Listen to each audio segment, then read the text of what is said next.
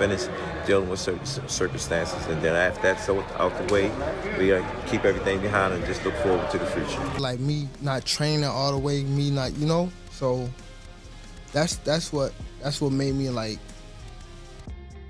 So I was supposed to been in camp, and I wasn't in camp, so it was me like, all right. It pissed me off so bad that I was like, all right, I don't even want to fight no more. Ever since DAZN came into the picture, ever since Turki Al-Sheikh and Daniel Kinahan came into the picture, there's been a very vicious competition between the DAZN side of the street and PBC, the American boxers, that they want to take over. If you have not been paying attention, ever since that time, you can barely name on two hands the number of PBC fighters that have had out-of-the-ring problems. And I do not believe, for the life of me, that they are coincidental. So, and I'll talk a little bit in more detail. I could go into the specific ones. Calvin Ford has finally spoken out about the reason behind his split from Gervonta Davis, revealing the situation that ultimately led him to make such a difficult decision. Going through what fight, as we sit here and listen to JoJo's story, everybody go through something, but that's what's going to make them who they're going to be in the future. I say, one thing about me, I'm old school. I don't give people the radar that I'm looking at them. You get what I'm saying? So I keep things quiet. Now that the split is official, Calvin has finally spoken about it, explaining that he respects Tank's decision and believes every grown man has the right to choose the path he believes is best. There we go again. That's why I don't do interviews anymore, because they always take my word and misconstrue it. You know what I'm saying?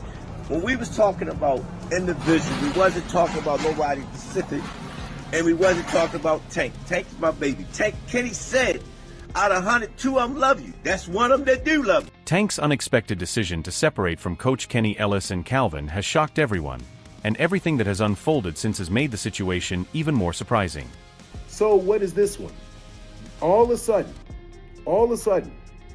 Gervonta Davis decides that he is going to no longer be with Coach Calvin Ford, and Kenny Ellis, that he is going to change trainers. And the word is that he is working out with Jose Benavidez. Jose Benavidez is the father of David Benavidez. And Jose and is a terrific trainer. They got a terrific camp. David Benavidez is one of the most active fighters in boxing, one of the best fighters in boxing, despite not being put on pound-for-pound top 10s, right? But the drama didn't end there. Shortly after Tank joined Benavidez's camp, shocking news surfaced that Benavidez's fiancée had called off their wedding, leaving many believing the timing was anything but a coincidence. Gervonta goes to camp with him, works out with him, and people now saying, okay, Gervonta's going to be in this camp. I knew it. As soon as he got in that camp, I knew that the BS was going to follow him, because the BS is literally following Gervonta Davis. So David Benavidez gets in camp with him, and all of a sudden, David Benavidez got problems with his wife. His wife is saying, I don't know about marrying you. Let me take to the social media and tell everybody that you got a problem. What is the problem that David Benavidez that she's probably talking about? She's probably talking about that booger sugar. Because, David Benavidez had gotten caught on that booger sugar and had lost his belt before, right? But nah, man, don't give me that, man. I'm not buying it. Now many believe one of boxing's worst habits is pulling fighters into each other's personal lives. And that's exactly what has happened since Tank joined Benavidez's camp. Buying in that this many daggone coincidences, man.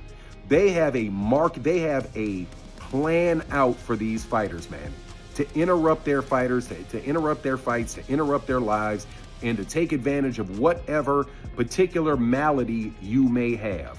Because you cannot tell me that all of these things keep happening to the PBC or any fight in the fighters that specifically do not bow down and sign up with Turki Al-Sheikh.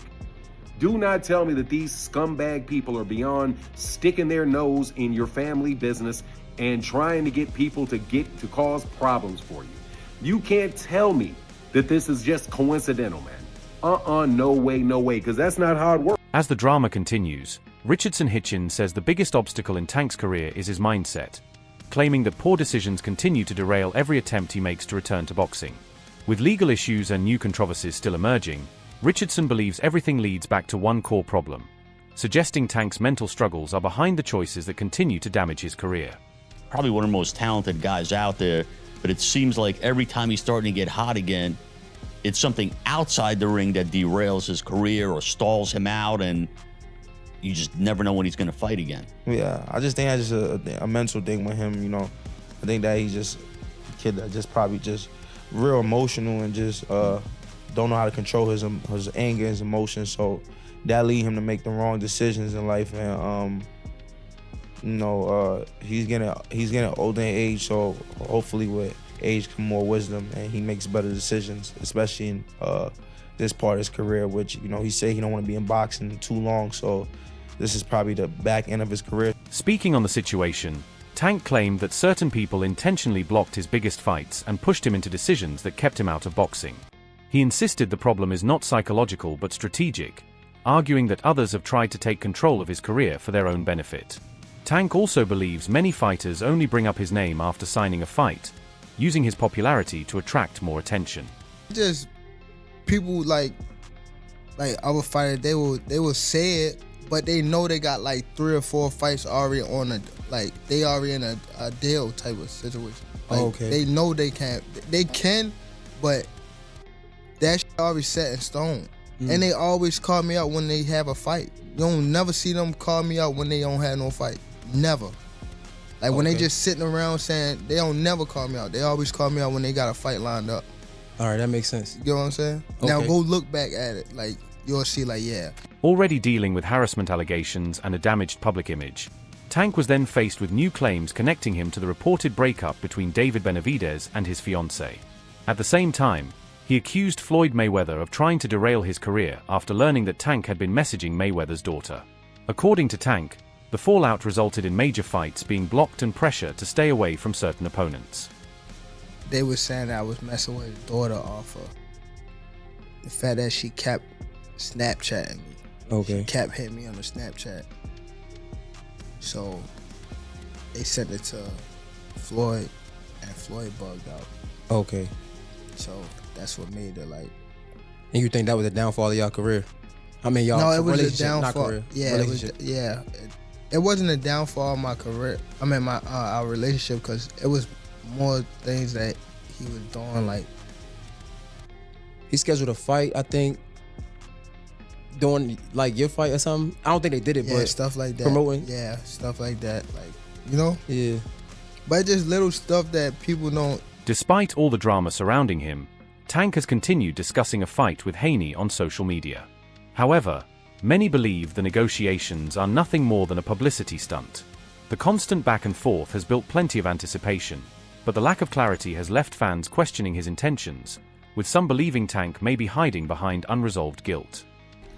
Gervonta Davis, who is trying to get a fight, and quite honestly, there's a chance he won't fight this year. There's a chance he may not come back till January. There's a chance of that. But he is doing a lot of talking. And Gervonta Davis called Devin Haney's bluff and said, okay, you talk all that smack, I want to fight Big Nose. And they did, and Gervonta Davis did everything that Devin Haney and Bill Haney wanted him to do. And he was reasonable and made a reasonable offer to them for a fight. And what happens? Exactly what you can expect to happen with Bill and Devin Haney when they go through fake negotiations. Just as Tank was facing criticism for becoming involved in Benavidez's family drama, more criticism came from outside the situation. Responding with a strong warning, Bill Haney told Tank to stay off social media and accept that the Mayweather era is over and that it is now Devin Haney's era. He also accused Tank of spreading false narratives instead of speaking with facts, adding even more fuel to the growing controversy. Devin gets paid, man, the most money, man. Knock it off, man. That's bunk business, man. You know what I'm saying? Listen, we don't need you. Let the welfare feed you for real. You know what I'm saying? Yeah, for real. Because that's where you're going to be at the welfare line. You keep on the people, giving them the fake fights, talking about that we didn't charge $57. Listen, we're going to give you the best fights, and we're going to get all the people in there. You know what I'm saying? Because that's what we do. And we pay the fighters. Here you go. We pay our fighters. And we give them, and listen, and we give them, we give the fans an opportunity to come in. That's that old business model that you're gonna charge the fans for some.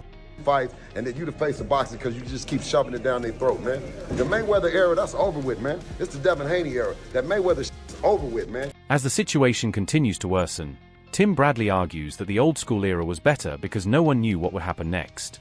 He believes today's social media negotiations create confusion and mislead fans into thinking fights have already been finalized.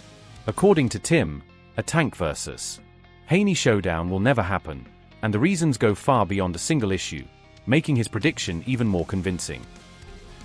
I don't believe it. I don't believe it, man. Another distraction. That's all it is. What weight they gonna fight at? Thought Tank was small. What weight? 140? Not gonna happen. Tank gonna go to 47? What weight? Like, this don't even make any sense. Tank been out of the ring, what, how long? Almost a year and a half? Come on, and he gonna come back and face Haney? Stop. Man, you know, I wish, it was back in the old days when, like, all the makings of a fight wasn't, you know, it wasn't out in public, man. You know, I wish it went back to those days. While the truth about a Tank versus Haney fight remains uncertain, another major development has surfaced. The WBO has ordered Devin to face Keyshawn Davis, giving both camps a deadline to reach an agreement. Tim believes the increasing discussion around Zuffa boxing adds even more uncertainty, warning that if Devin signs there, he may be forced to surrender his world titles, leaving everyone waiting to see what decision is made.